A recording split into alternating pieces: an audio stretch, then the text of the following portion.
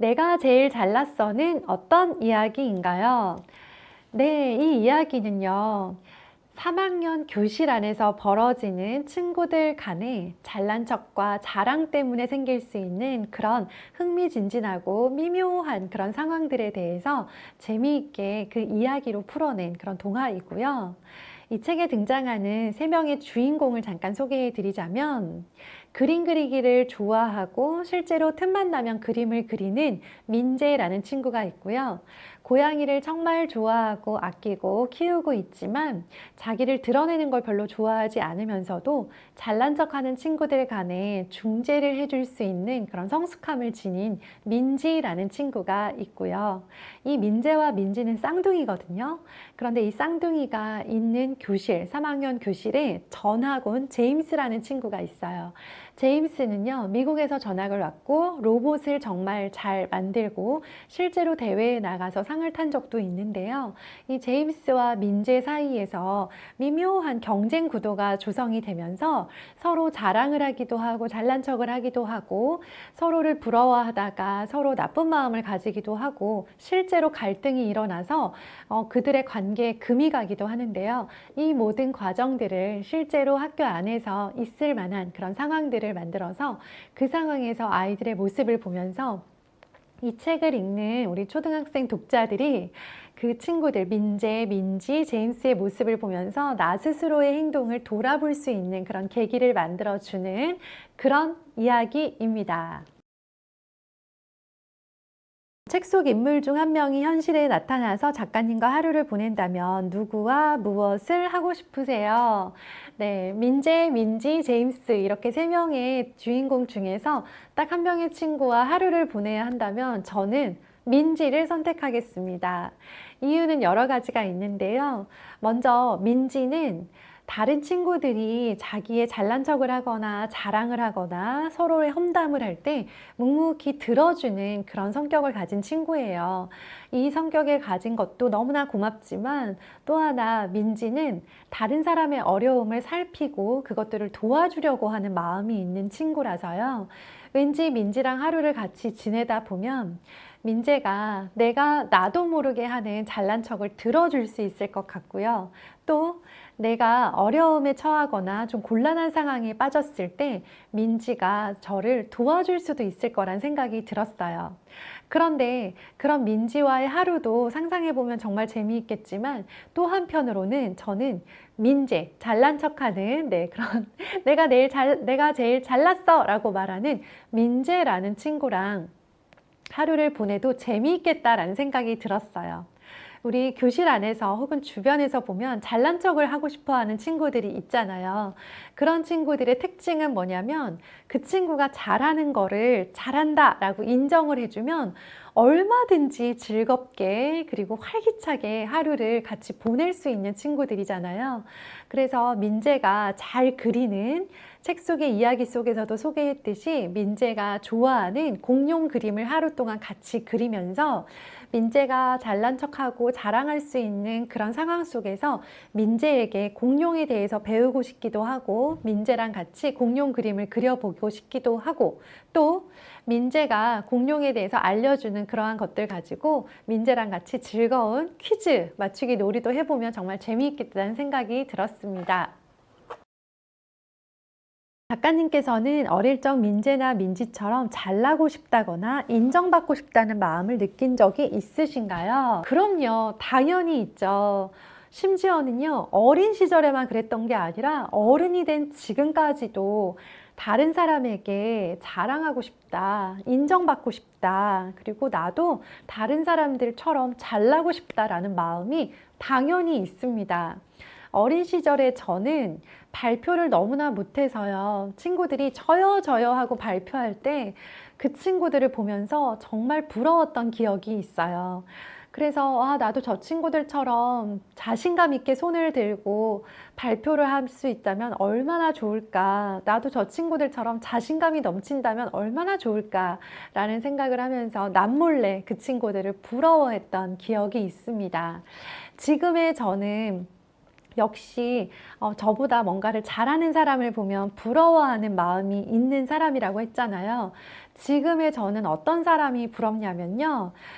많은 사람들이 모여있는 자리에서 전혀 피곤하지 않고 그 자리를 온전히 즐길 수 있는 그런 에너지가 넘치는 사람을 보면 부럽다라는 생각을 해요. 저는 그런 에너지가 좀 부족한 사람이라서요.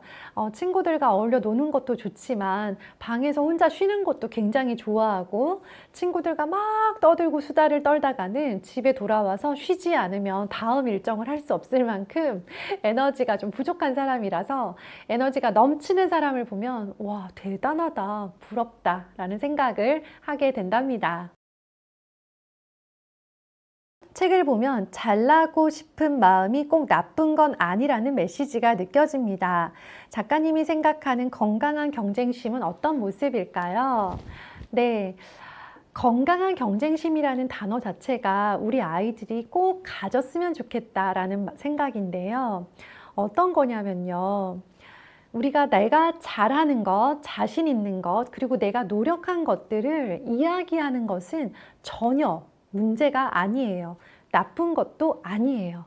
그런데 우리가 잘난 척을 하는 친구를 보면 나도 모르게 눈살을 찌푸리게 되는 이유가 뭐냐면 그 친구가 오직 자기에 관한 이야기만 계속하거나 다른 사람은 다 못하는데 나만 할 수 있어 혹은 내가 최고야 라고 하면서 서로를 비교하면서 본인이 더 우월하다라는 점을 특별히 강조할 때는 자신을 자랑하는 사람을 보면서 눈살을 찌푸리게 되죠.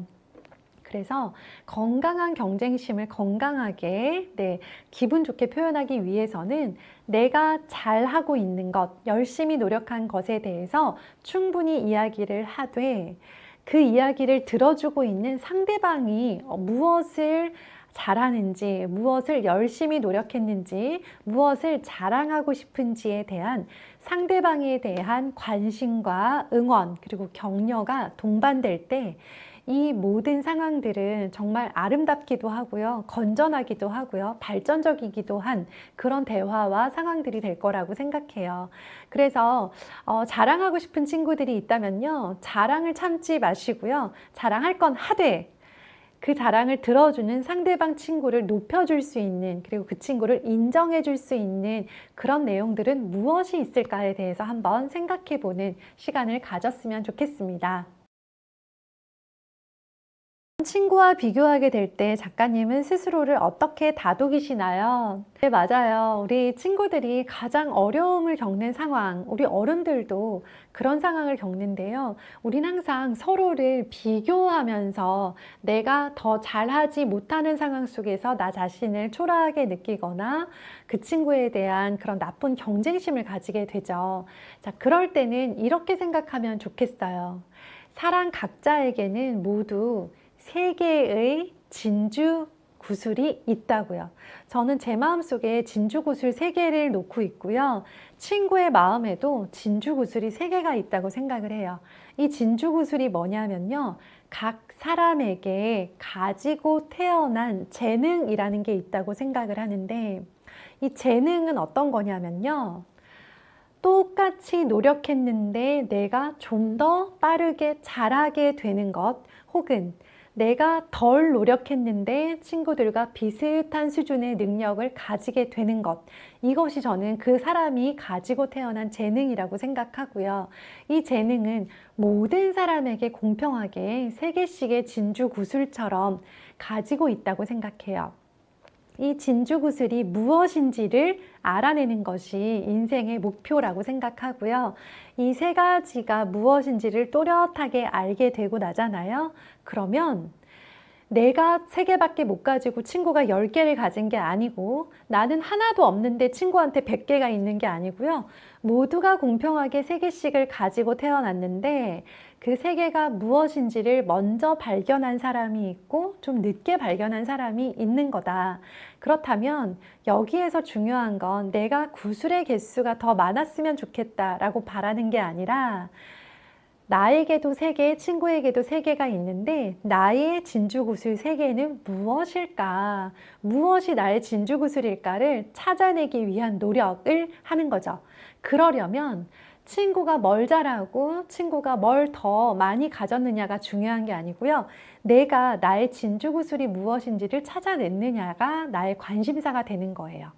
그렇기 때문에 친구에 대한 생각보다 나 자신에 대해서 알아가기 위한 노력을 많이 하면서 처음에 불타올랐던 친구에 대한 그런 비교하는 마음, 경쟁하는 마음, 친구를 깎아내리고 싶은 마음이 잦아들기 시작하면서 동시에 내가 가지고 있는 것들을 알아가고 그것에 감사하고 그것을 잘 키워나가야겠다라는 그런 아주 발전적인 마음으로 변하게 되더라고요. 이 책을 읽는 아이들에게 작가님이 꼭 전하고 싶은 말이 있다면요. 네. 우리 주변에는 항상 잘난 척하는 친구들이 있어요. 그리고 어쩌면 나도 우리 친구들도 잘난 척을 해본 경험이 있을 수도 있어요. 잘난 척은 전혀 나쁜 게 아니고요. 잘난 척으로 인해서 상대방과의 대화가 끊어지거나 관계가 멈추거나 상대방의 눈살을 찌푸리게 만든다면 그것은 이제 우리가 조절해야 되는 그런 덕목이라고 생각을 하고요. 잘난 척하는 친구를 무조건 미워하거나 잘난 척을 절대 해서는 안 돼라고 생각하지 마시고요. 이 동화를 읽으면서 민재와 민지와 제임스의 모습을 통해서 아, 내가 잘난 척하고 싶은 마음이 들 때는 이렇게 행동하면 되겠구나. 아, 친구가 잘난 척을 해서 내가 그 모습이 너무 보기 싫을 때는 이렇게 또 생각할 수 있겠구나 하면서 이 친구들의 모습을 통해서 나의 행동을 결정하고 나의 모습과 나의 말투를 수정해가는 그런 기회가 되었으면 좋겠습니다.